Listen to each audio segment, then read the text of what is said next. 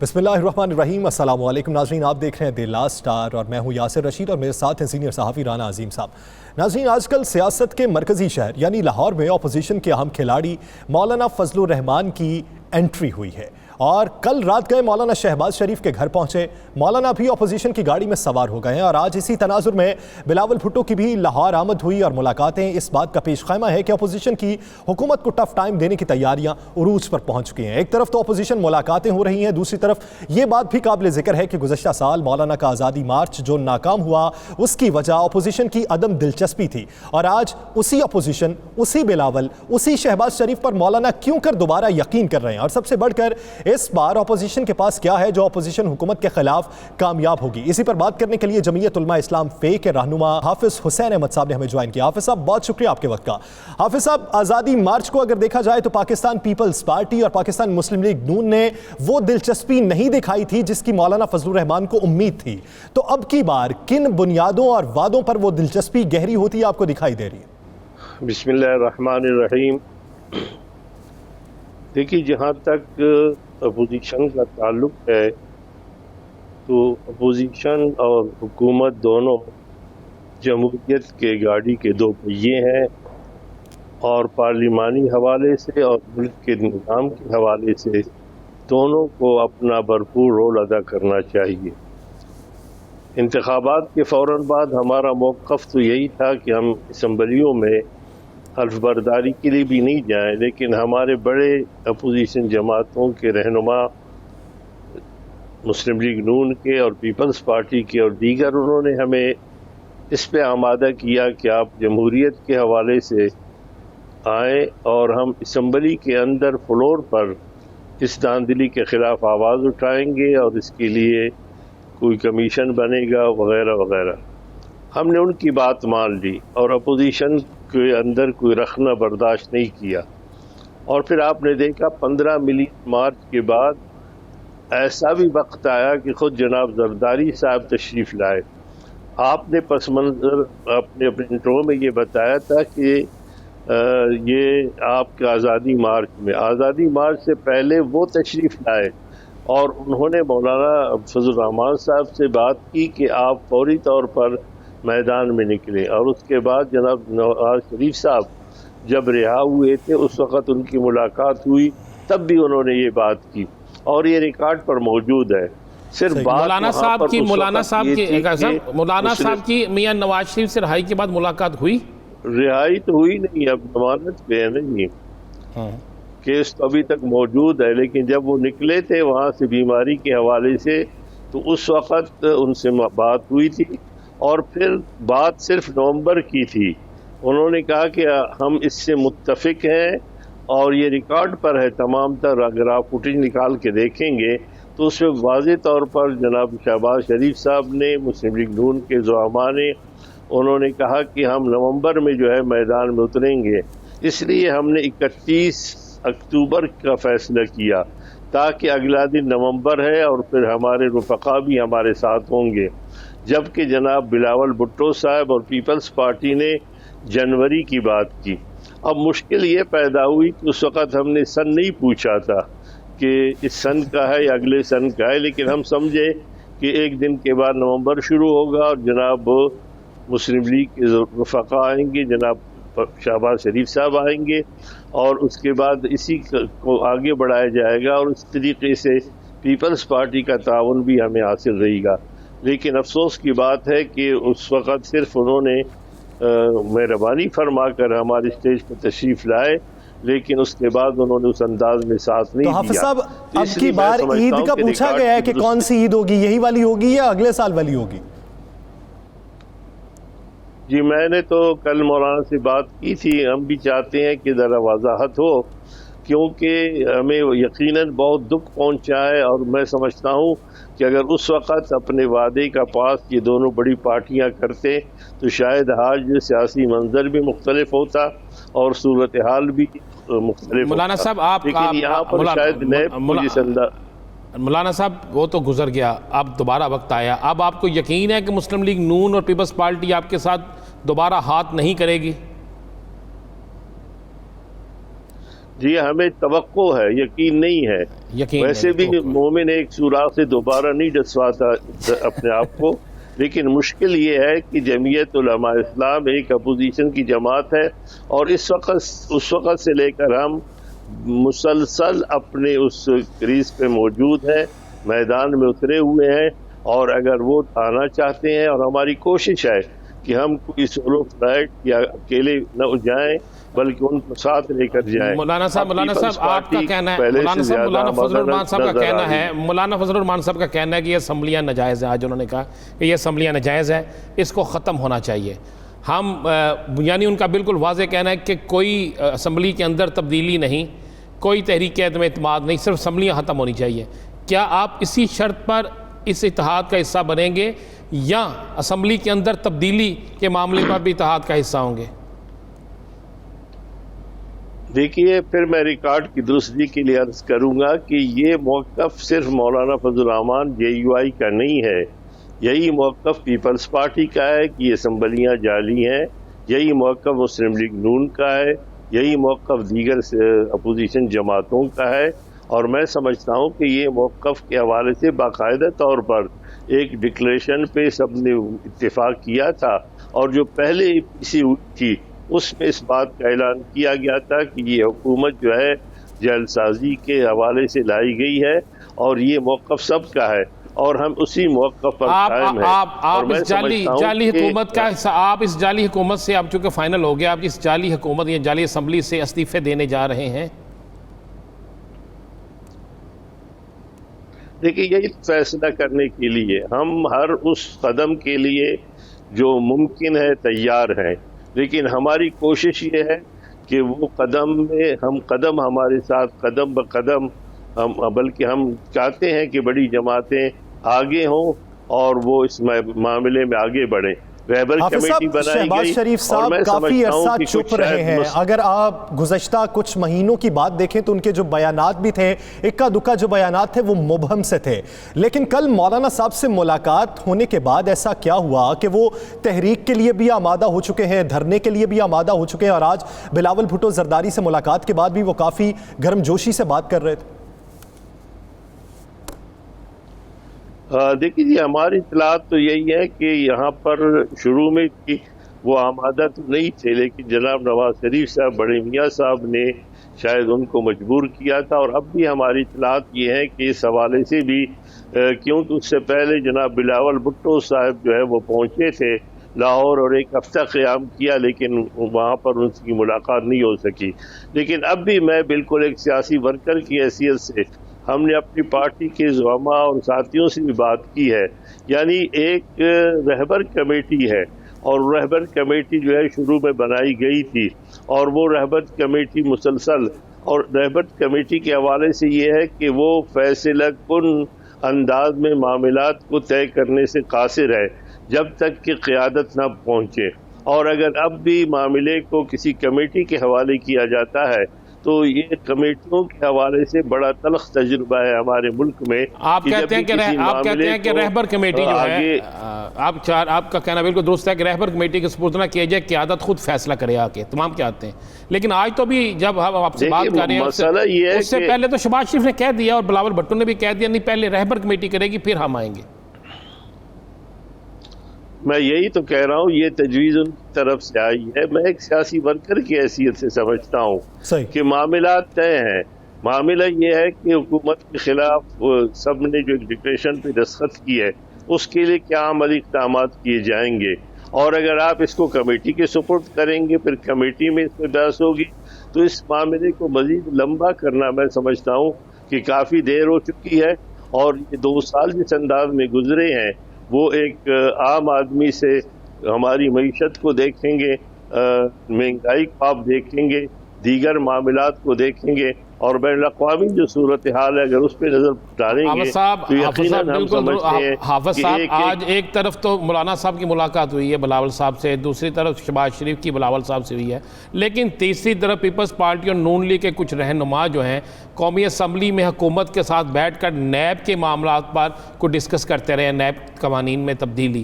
ایک طرف حکومت کو ختم کرنے کے لیے کوشش ہو رہی ہے، تو دوسری طرف حکومت کے ساتھ بیٹھنا، یہ آپ اس کو کس نظر سے دیکھتے ہیں؟ دیکھیے میں سمجھتا ہوں کہ جہاں تک نیب کا تعلق ہے تو ان کے قوانین تبدیلی شاید اس کا ازالہ نہیں ہے. نیب کی بنیادی طور پر اگر آپ تاریخ دیکھیں گے کہ وہ اسے بنایا کس لیے کیا تھا، جنرل پرویز مشرف نے جس نہج پر اور جس ڈگر پر اسے بنایا تھا آج وہی اسی پہ چل رہے ہیں. کیا اپوزیشن کو، کیا پیپلز پارٹی نون لیگ کو آج ان کے ساتھ بیٹھنا چاہیے تھا؟ حافظ صاحب کیا پیپلز پارٹی اور نون لیگ کو آج ان کے ساتھ بیٹھنا چاہیے تھا حکومت کے ساتھ؟ میں تو سمجھتا ہوں کہ وہ بات کی بات ہے، انہیں ہمارے ساتھ بیٹھنا چاہیے، اپوزیشن کو آپس میں بیٹھنا چاہیے، ان کی قیادت کو آپس میں بیٹھنا چاہیے. اب ساری کوشش اور کاوش یہ ہے کہ مولانا فضل الرحمان صاحب اٹھتے ہیں، پھر کراچی جاتے ہیں، کراچی سے وہ لاہور آتے ہیں، بلاول صاحب دوسری بار لاہور آ رہے ہیں. اب تو ہم اپنے ساتھیوں کو بٹھانے کے لیے جو پاپڑ بیل رہے ہیں، تو میں سمجھتا ہوں کہ پہلی فرصت میں کسی اور جگہ بیٹھنے کی بجائے ان کو بیٹھنا نہیں چاہیے، بلکہ ہمارے ساتھ اسی انداز میں آ کر کھڑے ہونا چاہیے جس انداز میں انہوں نے کھڑے ہونے کا وعدہ کیا تھا. حافظ صاحب، آپ مولانا فضل الرحمان صاحب کی ملاقاتوں پہ بات کر رہے ہیں، اسی پر کمنٹ کیا ڈاکٹر شہباز گل صاحب نے کہ مولانا صاحب ایک کرپٹ سے دوسرے کرپٹ تک صرف پیغام رسانی کا اس وقت فریضہ سر انجام دے رہے ہیں. ہاں، وہ یقیناً ان کی اپنی رائے ہوگی، لیکن ہمارے جو ان کی کرپٹ ہے ان کا ریشو زیادہ ہے. اس وقت جو وفاقی کابینہ میں ملکی اور غیر ملکی کرپٹ عناصر شہباز گل صاحب سمیت جو بیرون ملک سے لائے گئے ہیں، اور جنہوں نے حفیظ شیخ صاحب ہیں وہ وزیر خزانہ ہیں، اور اگر وہ کرپٹ تھے پرویز مشرف صاحب تو خزانہ کے اوپر بیٹھنے والا شخص کس طرح امین ہو سکتا ہے. اور اگر جناب زرداری صاحب اور پیپلز پارٹی جو ہے بڑے بے ایمان تھے تو اس وقت وزیر خزانہ کس کے ہاتھ میں تھا؟ اسی حفیظ شیخ کے ہاتھ میں تھا. تو وہی حفیظ شیخ آج ان کا وزیر خزانہ ہے. وہی جناب عبدالرزاق داؤد صاحب کہاں سے آئے ہیں، اور جناب سومرو صاحب کون ہے، فہمیدہ صاحبہ کون ہے. اگر آپ اٹھا کر دیکھیں گے تو ہمارے بیچارے تحریک انصاف کے جو اچھے لوگ ہیں وہ بیچارے تو کڈے لین لگے ہوئے ہیں. باقی تمام کا تمام جو کچرا ہے، گند ہے اور کرپٹ عناصر ہے وہ ان کے پاس ہے. آپ یقین جانیں آپ کیا سمجھتے ہیں کہ حافظ صاحب آپ کیا سمجھتے ہیں کہ مسلم لیگ نون کی جو قیادت ہے وہ شہباز شریف کو کرنی چاہیے یا مریم کو کرنی چاہیے؟ شہباز شریف تو پہلی بھی دفعہ آپ کے پاس نہیں پہنچ سکے تھے، تو مریم سے پہلے ہوتا تھا کہ وہ میاں نواز شریف کی جانشین ہے. مریم کی خاموشی پر کیا کہتے ہیں، اور کیا واقعی مسلم لیگ نون شہباز شریف کی طرف جانی چاہیے یا مریم کی طرف جانی چاہیے؟ تو پھر بہتری کی کوئی گنجائش پیدا ہوتی ہے. دیکھیے، مسلم لیگ ان کا معاملہ ان کا اپنے گھر کا معاملہ ہے، اور گھر تو نہیں بلکہ خاندان کا معاملہ ہے، چچا اور بھتیجی کا معاملہ ہے. میں یہ کہتا ہوں کہ کوئی بھی ہو، ہم تو چاہتے ہیں کہ اگر نواز شریف صاحب نے وہ آگے قیادت کرے، ان کی ماشاءاللہ صحت بھی ٹھیک ہے. اور ایک سوال کا جواب دے دیں، کیا مولانا صاحب یہ تحریک شروع کرنے جا رہے ہیں، آپ کی بہت بڑی ایک قوت ہے عوام میں، تو کیا اس پورے دورانی ہمیں ساری صورتحال میں جس طرح آپ نے کہا اب نواز شریف نے دوبارہ کہا ہے اور شہباز شریف ایکٹیو ہوئے ہیں، تو کیا مولانا صاحب اور میاں نواز شریف میں رابطہ ہے؟ دیکھیے، براہ راست تو رابطہ نہیں ہے، ظاہر ہے کہ ان سے بات ہوتی ہے. اور آپ کو یاد ہوگا کہ اس ملاقات سے پہلے انہوں نے ایک خط بھی بھیجا تھا، اور ان کے داماد صفدر صاحب وہ خط لے کر آئے تھے. یہ تمام باتیں ریکارڈ پر موجود ہے. ہم کہتے ہیں کہ کوئی بھی شخص ہو، اور اگر شہباز شریف صاحب اور جناب نواز شریف صاحب دونوں بیمار ہیں اور کسی مصلحت کے تحت مریم خاموش ہیں، تو ہمارے دیگر رفقا ہیں جو مسلم لیگ نون کے قابل احترام ہے، ان میں سے کسی کو لیڈر بنا دیں. حافظ صاحب ایک سوال کا جواب دیجیے گا. شہباز شریف صاحب کل کافی عرصے کے بعد سیاسی طور پر متحرک ہوتے ہیں، اور آج ایک ریفرنس ان کے خلاف دائر کرنے کی منظوری چیئرمین نیب کی جانب سے دے دی جاتی ہے، تو عید کے بعد وہ اے پی سی میں ایکٹیو ہوں گے یا پھر ریفرنس بھگتیں گے آپ کی نظر میں؟ دیکھیے، جہاں پر تیز رفتاری کا خدشہ ہو، آبادی زیادہ ہو، اس کو روکنے کا ایک ہی طریقہ ہے کہ لوگ اسپیڈ بریکر بناتے ہیں.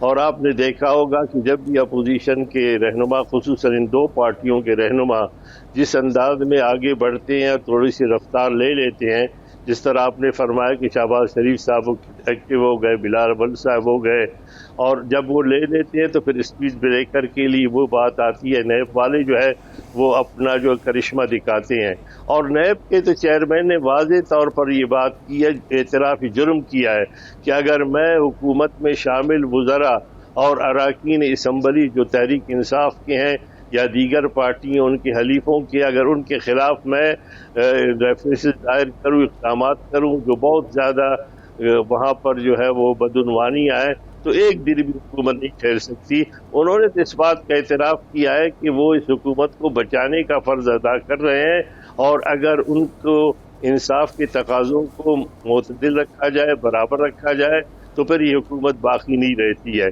اور یہی بات ہے کہ آج چودھری شجاعت پرویز الہی کو بھی بزدار بچاؤ مہم کے تحت جس انداز میں رگڑا جا رہا ہے، یہ دنیا سب جانتی ہے۔ میں سمجھتا ہوں کہ اس وقت یکسو ہو کر اللہ کا نام لے کر جناب شہباز شریف کو اس انداز میں کسی حوالے سے تاخیر کی جرم استعمال کے یکسو ہو کر اللہ کا نام لے کر تحریک چلانی چاہیے۔ آپ یہ پوزیشن یہ سمجھتی ہے کہ حکومت ناکام ہو چکی ہے، مہنگائی عروج پر پہنچ چکی ہے؟ بہت شکریہ حافظ حسین احمد صاحب اس حوالے سے اپنا وقت دینے کے لیے۔ ناظرین، اسی پر حکومتی موقف لینے کے لیے حوالے سے بات کریں گے ایک شارٹ بریک کے بعد۔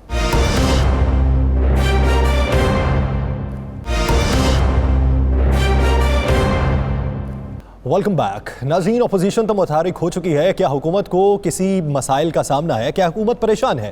اسی پر بات کرنے کے لیے وزیر اطلاعات پنجاب فیاض الحسن چوہان صاحب نے ہمیں جوائن کیا۔ چوہان صاحب بہت شکریہ آپ کے وقت کا۔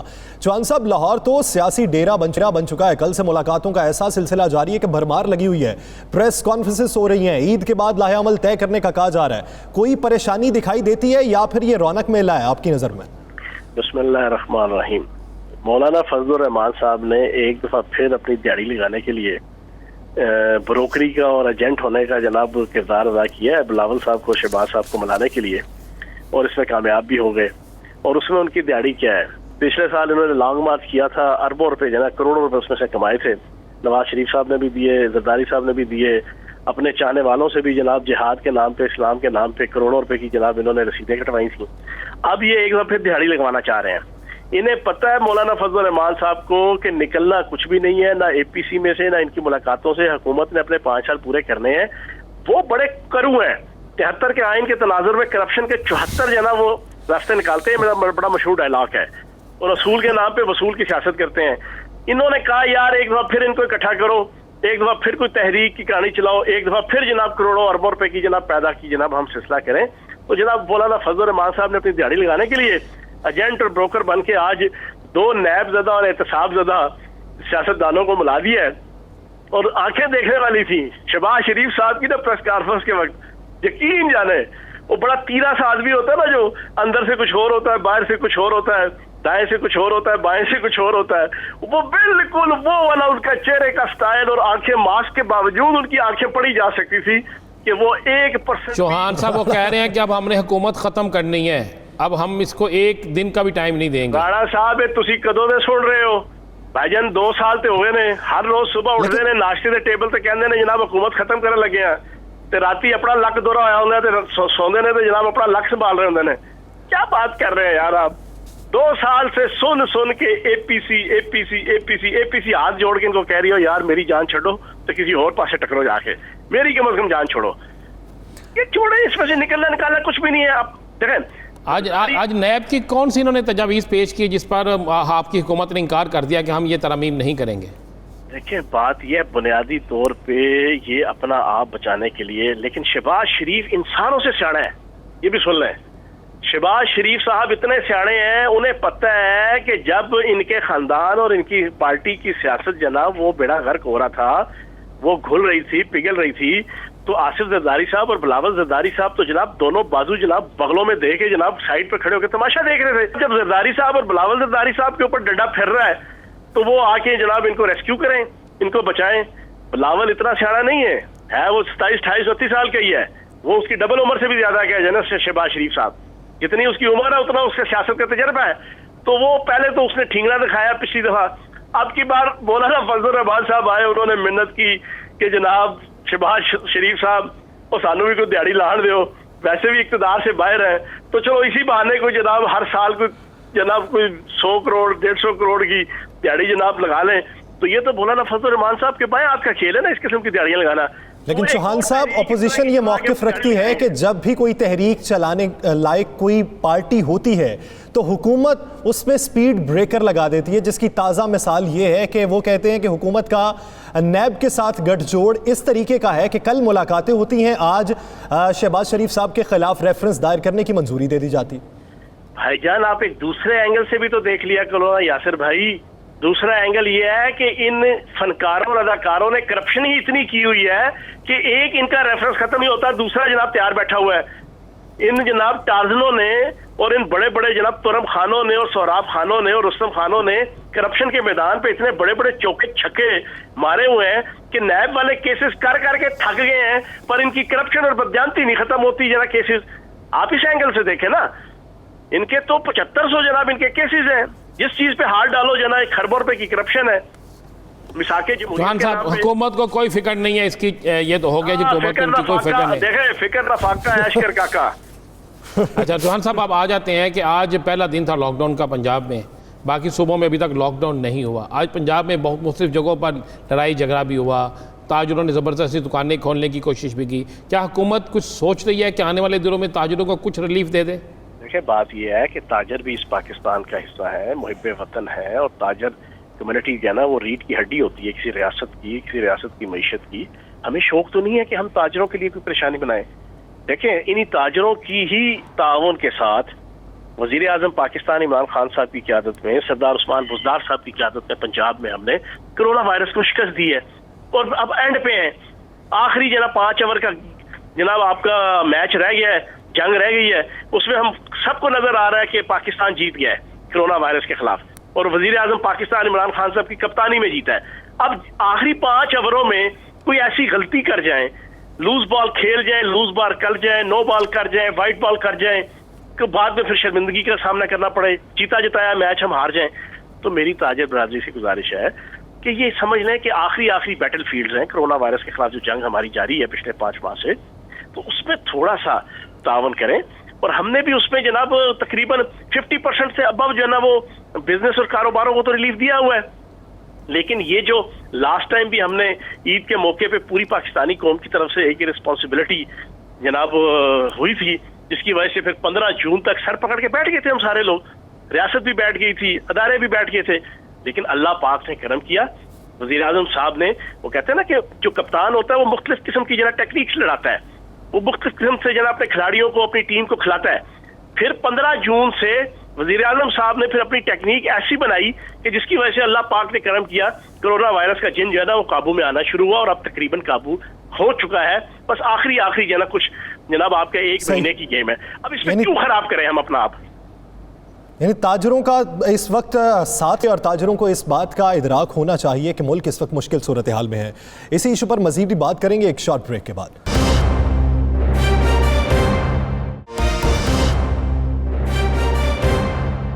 Welcome back.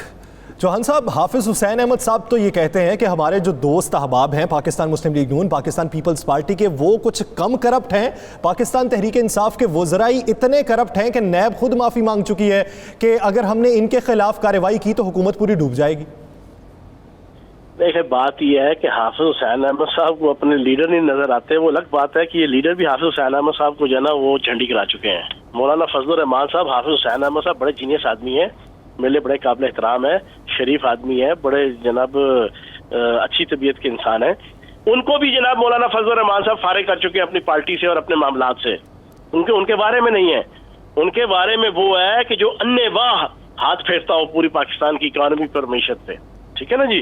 और अब सिर्फ दिहाड़ी लगाने के लिए, मैंने आपको कहा ना, मौलाना फजल रहमान साहब को पता है अच्छे तरीके से हालात, वाक़यात, नज़ायर और कराइन, उन्हें अच्छी तरह इल्म है कि अगले 3 साल ये हुकूमत कहीं नहीं जाती। उन्होंने अब क्या किया है, पिछले साल जो लॉन्ग मार्च किया, करोड़ों रुपए कमाए, उनको चस्का लग गया, मजा आ गया। उनका ये तो बड़ी मजेदार बात है, नवाज शरीफ साहब भी देंगे, जरदारी साहब भी देंगे, दाएं बाएं की जनाब मुल्क दुश्मन कुछ अनासर भी जनाब वो कुछ बानो बानी जनाब इनडायरेक्टली पकड़ा देंगे। फिर अपने जो हमारे चाहने वाले मुरीदैन है उनको भी इस्लाम के नाम पे बेवकूफ बना के करोड़ों रुपए वो ले लेंगे। चलो कोई बात नहीं, तहरीक नाकाम हो जाए, अपनी तो दिहाड़ी लग जाएगी ना। मौलाना फजल रहमान साहब सिर्फ दिहाड़ी लगाने के लिए, दिहाड़ी के चक्कर में है। حکومت گرتی گراتی کوئی نہیں ان سے. یہ غیر متحدہ اپوزیشن ہے, یہ فیک ہو سکتی ہے لیکن ایک اور نیک نہیں ہو سکتی ہے. میں نے بڑا جانا ہوا ہے, یہ فیک چوہان صاحب ایک اور نیک نہیں ہو سکتی. یہ اگر آپ کی طرف احتجاج کرنے آتے ہیں, اسلام آباد چڑھائی کرتے ہیں, حکومت انہیں روکے گی, انہیں سہولتیں دے گی, انہیں جگہ دے گی. صاحب کے جو آنکھیں ہیں نا, آنکھیں, آج کی پریس کانفرنس میں نا کسی سائیکاٹسٹ کو آپ لیں, ماہر نفسیات کو, اس کو ذرا ابھی آن بورڈ لے لیں, ان سے پوچھے بھائی جان ذرا آنکھیں جو ہے نا, جو پریس کانفرنس ہو رہی تھی بلاول زرداری صاحب کی اور شہباز شریف صاحب کی, تو ان کی آنکھیں کیا بول رہی تھیں؟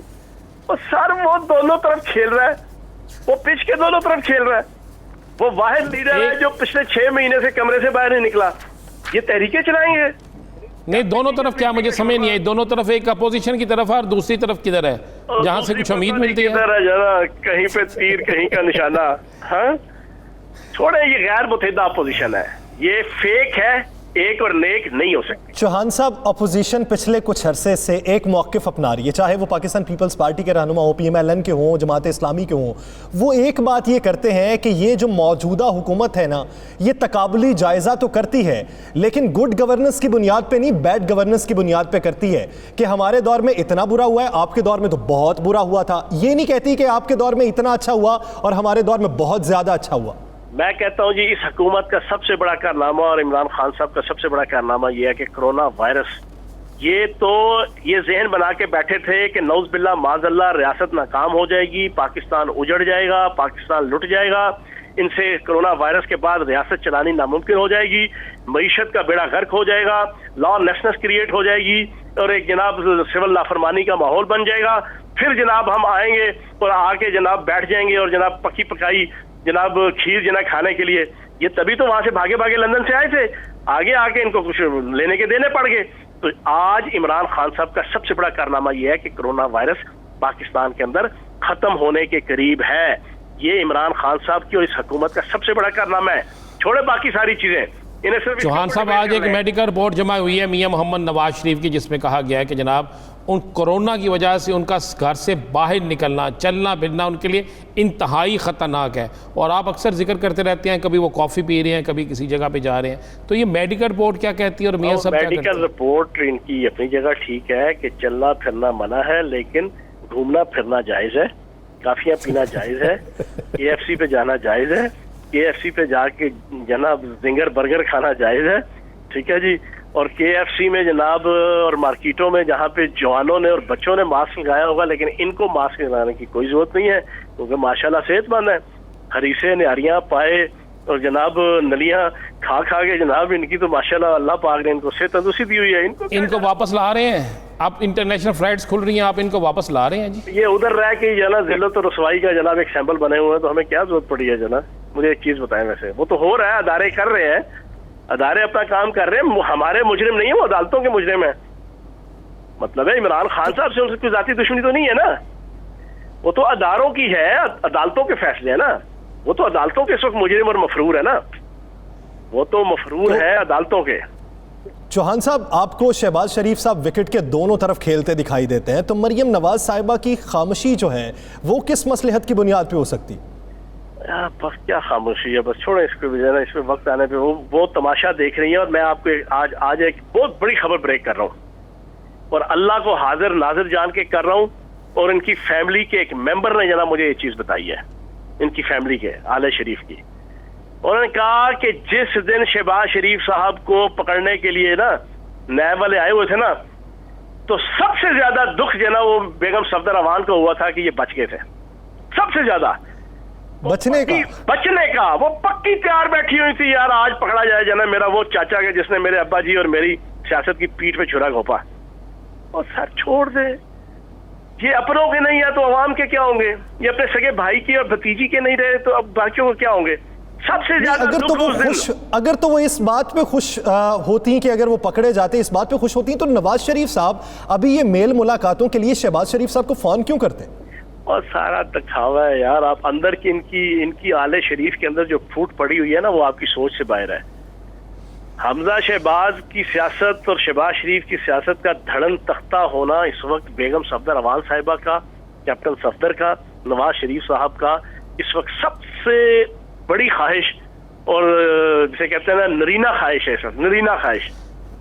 جوان صاحب آخری سوال کا جواب دے دیں جو میں نے پہلے بھی کیا تھا. اگر یہ اسلام آباد چڑھائی کرتے ہیں تو آپ انہیں روکیں گے یا ان کو وہاں سہولتیں دیں گے؟ اور سر کوئی نہیں روکیں گے یار. بلاول زرداری اور تحریک چلائے، شہباز شریف اور تحریک چلائے، خدا کا واسطہ ہے. 6 مہینے سے جو بندہ کمرے سے باہر نہیں نکلا کہ کرونا سے ڈر لگتا ہے، وہ شہباز اگر جاتے ہیں اگر آتے ہیں چھوڑو. اگر کو نہ 9 من تیل ہوگا نہ رادا ناچے گی. پہلے 9 من تیل تو لاؤ. بلاول زرداری کو میں نے چیلنج کیا ہے 50 سینٹی گریڈ پہ 1 گھنٹہ شارع دستور پہ یا مال روڈ پہ، ٹھیک ہے جی، 1 گھنٹہ بغیر چھتری، بغیر تمبو، بغیر کنات، بغیر ٹوپی کے یہ صاحب بہادر بیٹھ جائیں 50 سینٹی گریڈ پہ. میں ٹی وی پہ آ کے ان کی تعریف کروں گا. چلو صحیح. یعنی آپ کی نظر میں اپوزیشن جو ہے وہ متحرک ہوتی دکھائی نہیں دے رہی. اپوزیشن کا اپوزیشن کہیں کی اینٹ کہیں کا روڑا، بھانمتی نے کمبا جوڑا. یہ فیک ہو سکتے ہیں لیکن نیک اور ایک نہیں ہو سکتے. دوبارہ دہرا دوں. چلو صحیح، فیک ہو سکتے ہیں، نیک اور ایک نہیں ہو سکتے. بہت شکریہ حسن چوہان صاحب اس حوالے سے اپنا وقت دینے کے لیے. ناظرین دیگر ایشوز پر بات کریں گے ایک شارٹ بریک کے بعد.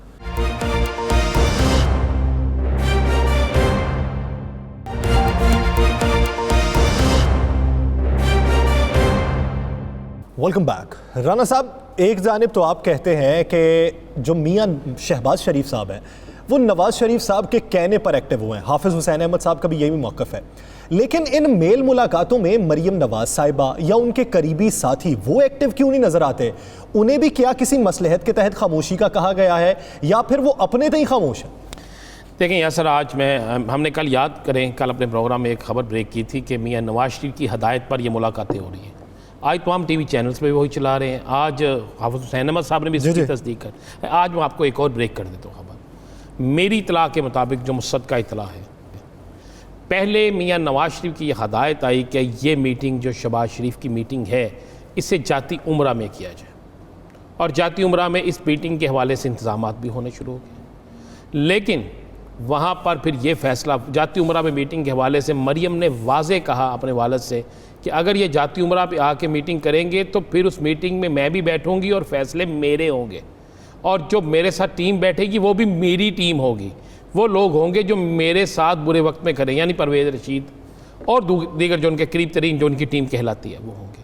جس کے بعد شہباز شریف کی یہ ضد کی کہ نہیں ہوگا تو میں ہی سب کچھ کروں گا. ان تمام ساری چیزوں پہ کافی جب ٹائم گزر گیا تو اس کے بعد فیصلہ ہوا کہ میاں محمد چوہان صاحب کی جو بات ہے وہ صحیح، بالکل درست بات ہے. پھر اور فیصلہ ہوا کہ میاں شہباز شریف جو ہے ان کی رہائش گاہ پر میٹنگ ہوگی. آپ غور کریں کہ جس دن سے یہ میٹنگیں شروع ہوئی ہیں، یہ میل ملاقاتیں شروع ہوئی ہیں، کہ آپ کو میاں نواز شریف کے قریبی ترین ساتھی جو جنہیں آپ سمجھتے ہیں بہت قریب ترین تھے وہ کس جگہ پہ نظر آئے ہیں؟ آج خواجہ آصف جو ہیں کیا وہ اس میٹنگ میں نہیں ہو سکتے تھے؟ پرویز رشید کو کیا اس میٹنگ میں نہیں ہونا چاہیے تھا؟ شاہد حقان عباسی کو اسلام آباد کی میٹنگ سے زیادہ کیا اس لاہور کی میٹنگ میں نہیں ہونا چاہیے تھا؟ ہونا چاہیے تھا. اگر احسن اقبال آ سکتے ہیں یا اگر کوئی اور آ سکتا ہے، مریم اورنگزیب آ سکتے ہیں، تو ان لوگوں کو نہیں ہونا چاہیے تھا؟ کیا اس میٹنگ میں، آج کی میٹنگ میں رانا ثناء اللہ کو نہیں ہونا چاہیے تھا؟ آپ غور کریں کہ بہت زیادہ لوگ جو بالکل فرنٹ پہ آگے اب مستقبل اے پی سی کا کیا دکھائی دے رہا ہے پاکستان مسلم لیگ نون کے کردار کے حوالے؟ دیکھیں مسلم لیگ نون کا میں آپ کو بالکل کلیئر کر دوں.